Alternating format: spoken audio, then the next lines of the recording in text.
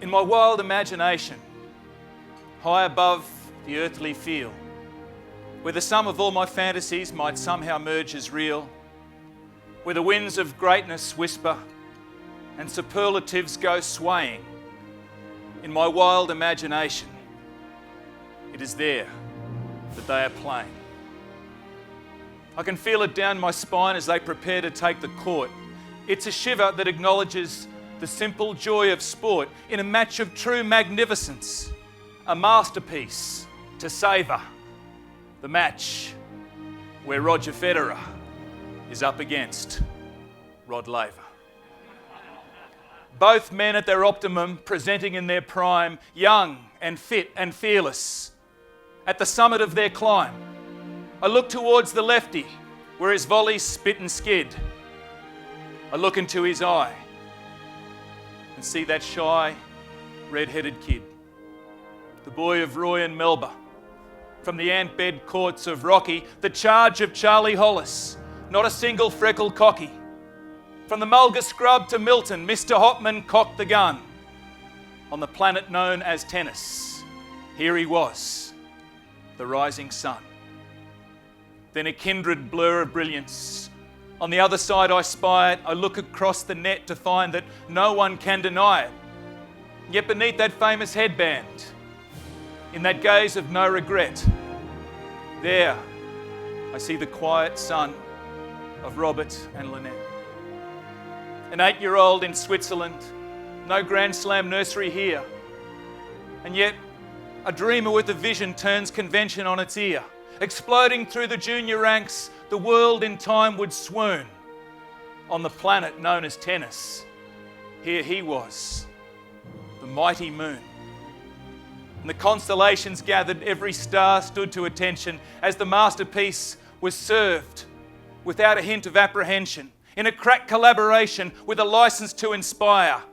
Laver, like a lightning bolt, on legs that wouldn't tire. Federer, the predator, caressing each ball sweetly. What a privilege to be here. I was mesmerised completely. Every gift the game could offer, every celebrated talent, the Swiss as supernatural as the Queenslander was gallant.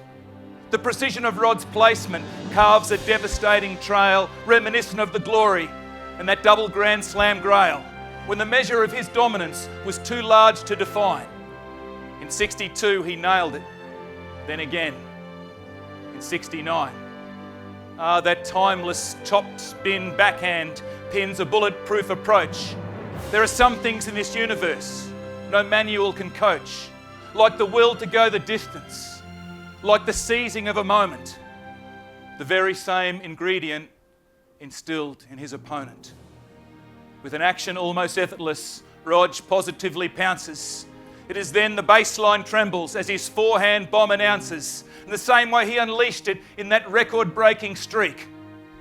300 weeks at number one, a pure and honest freak, gliding gracefully and tastefully, a wing on every pocket. Yes, the Fed Express is roaring, but he can't bring down the rocket. Their magic is meticulous, their class is off the map. Every weapon in their arsenal, the gods of thunder clap. As green grenades go whizzing in a scintillating bracket, the modern graphite guru versus the good old wooden racket. There are rallies and their tallies that defy all sense of thought. It is poetry in motion. The immortals of their sport. And the audience is bowing, their appreciation cast, 5 sets not in any doubt, a tie-break in the last. But just before the final smash sealed everybody's thrill, as that ball hung in the heavens, well, I swear that time stood still.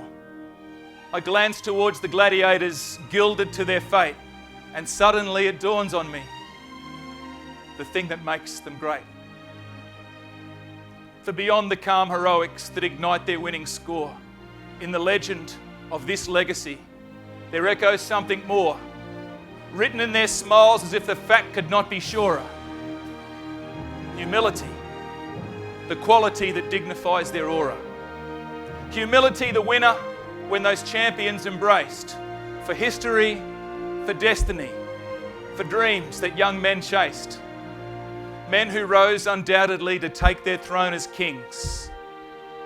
Modest men, respectful of the sport that lent them wings.